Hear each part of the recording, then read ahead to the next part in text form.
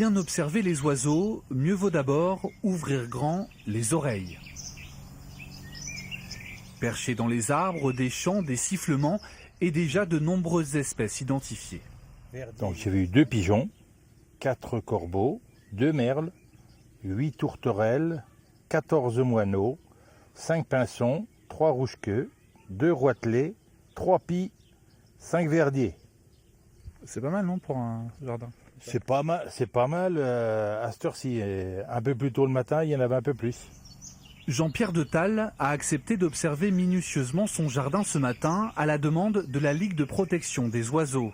Le merle qui traverse la pelouse, les bergeronnettes grises qui se promènent au pied des arbres, c'est toute cette biodiversité qui est aujourd'hui recensée. Quand on parle de biodiversité, on a tendance à penser des oiseaux rares, aller très loin, etc.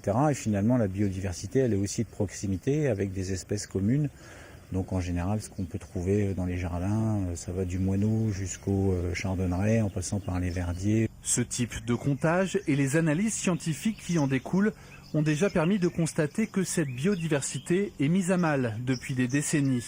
Avec le temps et l'évolution des pratiques, les paysages se sont uniformisés et certaines espèces n'ont pas pu s'adapter. Plus on va avoir un paysage diversifié, avec des haies, des prairies, des bords de chemin qui ne sont pas forcément coupés plusieurs fois dans l'année, des choses comme ça, des arbres morts, des arbres isolés. Plus on va avoir un milieu diversifié, plus on va avoir une diversification des espèces. Et si on veut préserver les espèces, il faut préserver les milieux dans lesquels elles évoluent.